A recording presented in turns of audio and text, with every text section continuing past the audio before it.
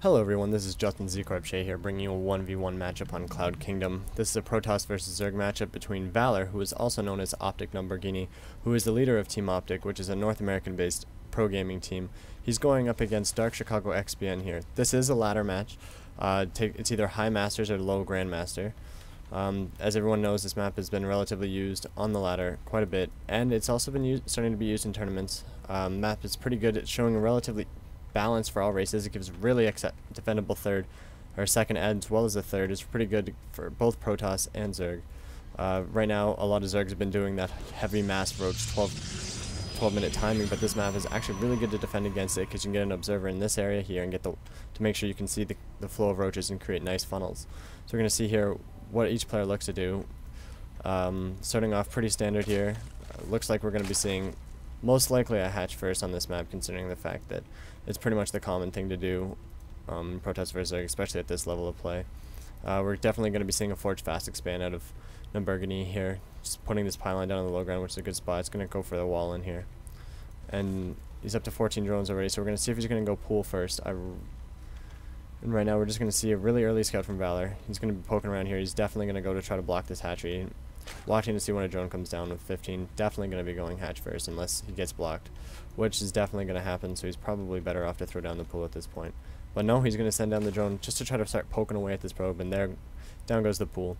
Drone here is going to try to do his best to keep Valor away from it, and Valor wants to try to see as long as possible without having to throw down that pylon. Just try to keep defending it, try to make sure his minerals get as high up as possible. An Overlord coming in here in pretty standard position. He's going to look to put it right up here just to make sure you can see what's going on so there's no funny business. Looks like we're going to see a 17 Nexus coming out of Valor. Pretty safe considering he got that early scout in there, knows that the pool's not coming up too soon. Oh, and he doesn't get the block off. That's not very good for him, but he did manage to delay it just a little bit. Not really going to make that big of a difference. It's just a matter of what is he going to do the third here. Recently we have been seeing that little trick with the pylon that Minigun did to Hydra and relatively made him rage with the help of Destiny. Wonder if we're going to see anything like that out of NuBrGNi.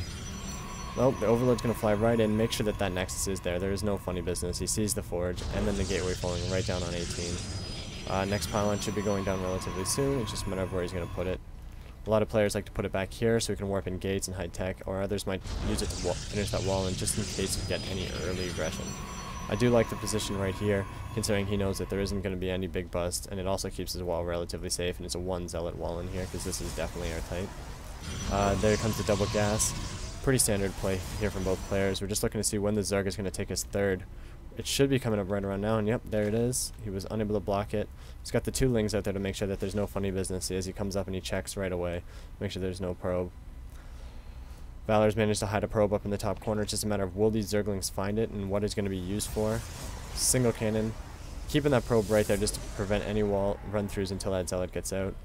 We're probably going to be seeing a quick +1 upgrade here as soon as he gets these guys on gas. Relatively standard timing in the 3 bases. The question is, how is Valor going to punish this early third? Right now in the matchup, if you let the Zerg get away with this early third with no aggression, you are pretty much going to lose the game. So it's going to come down to, is he going to go for a Stargate or a Gateway timing? This is a matter of what are the Zerg going to do. He's still not on any gas. It's looking like he might end up going for Roaches with the late gas, because if he was going for Zergling speed, he might have wanted a little bit sooner. And the Roach play is really popular on this map because you can really create a lot of good concaves and stuff with that by breaking down these rocks and really forcing a lot of funnels. Oh, and here comes Valor bringing in the probe here. He's going to try to get away with it. Can he see this? I don't think he can. Oh, yes, he can. He knows it's there. It's just a matter of, is he going to react fast enough? Does his Queen's coming out across? And will he throw down that cannon? And he will, and he's going to run out of there. Just a matter of, is it going to do any damage? The Zerglings are coming up, but will they get there fast enough? This was pretty lazy on the part of DarkChig. Oh, he's throwing down a second cannon right there just to draw the attention. Oh, 2 cannons going down. He should be able to stop this without any very much difficulty. Yeah, there's no way this is going to do any damage to him, really. Just a little bit of a stall tactic, kind of annoying, forcing 2 spines out of him earlier than he really wants him to. And this cannon's going to be not even going to get any kills. Looking back down in the Protoss space, he is throwing down another gas and a robotics facility. He's looking like he's going to try to get up to some Immortals in order to deal with the potential Roaches. Considering by the number of Zerglings he's seen, he knows. And this standard gas timing coming around almost 7 minutes. It's looking like we're going to be seeing a lair and a Roach Horn pretty soon. He looks like he's going to need to throw down that third gas just in order to get enough out, and he's not putting the guys on gas right away, which is, I think, a blunder on his part. Oh, that's because the cannon is still doing damage. He was not able to deal with the pylon, and it is being a little bit of a pest, but shouldn't be anymore. He's still able to mine fine.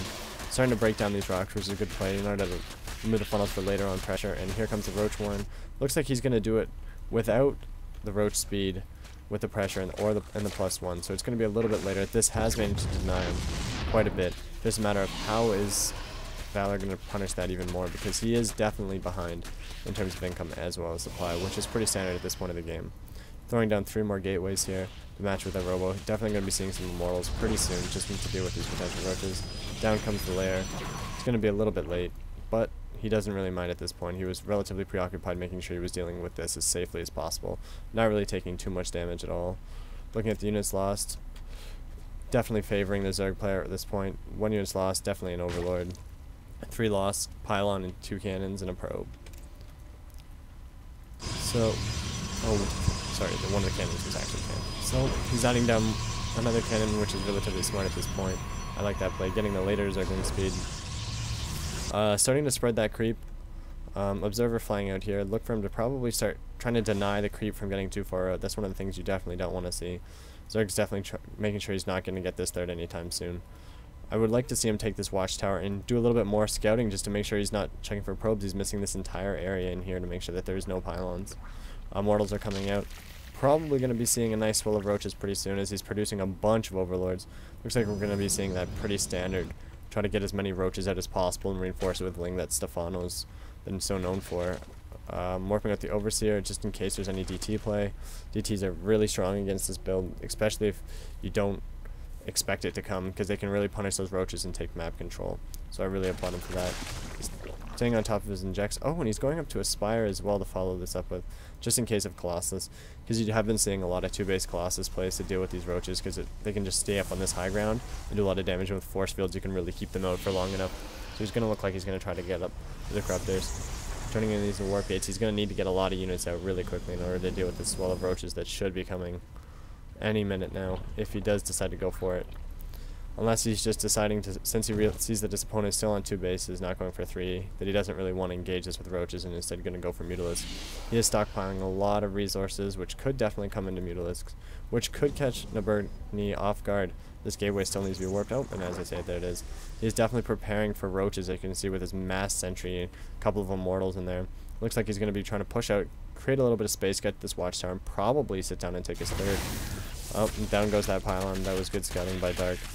Where is he going to go with? He's going with a swell of Zerglings in order to deal with his push. I really like that quick pressure just to push out there and force units out that he does not want to be making. A couple spines coming down in a relatively good location, not overcommitting to them because he does need those spines. I like that observer placement. Unfortunately for Dark, he knows Valor knows exactly what he's doing moving these Lings around. It's just a question of how is he going to be able to get any units out in time to deal with this. This is a relatively menacing push, and all he's got is Zerglings to deal with it. And there's a lot of sentries. Definitely needs to get some more things out. Yep, there we go. 11 roaches coming on out to deal with this. Still not the greatest choice. He needs more units. Definitely more units in order to deal with this. We've got a Warp Prism coming out and a bunch of Stalkers. A couple more sentries in order to help with this. Oh, we gotta be careful. He's gonna catch these Immortals and nice force fields, pushing them back to make sure these are gonna get more damage. We've got a +1 in roach speed on the way. And here comes Valor pushing up. Gonna try to punish this third. It's a little bit later than you would expect to be punishing it, but he's definitely doing a good job with this, making sure the Zergling number does not get out of control.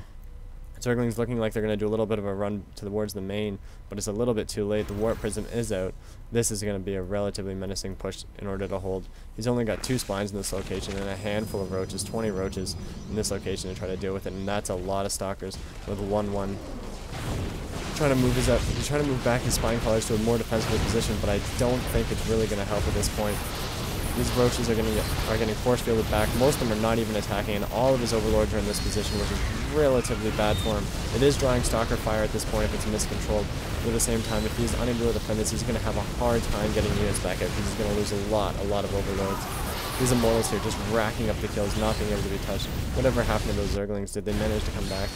I'm sorry I missed them, guys, but here he comes. He's going to be taking out this third base without much of a problem. There's the GG from Dark. That was a nice push right up into the timing. Abused that. The thing is, a little indecisive here, getting this Spire out without really seeing what's going on. He did see the Robo, so I understand why he did go Spire, but he definitely needed more Roaches in order to stop any type of push like this. Well, I hope everyone enjoyed the game. Take care, everybody. Have a great night.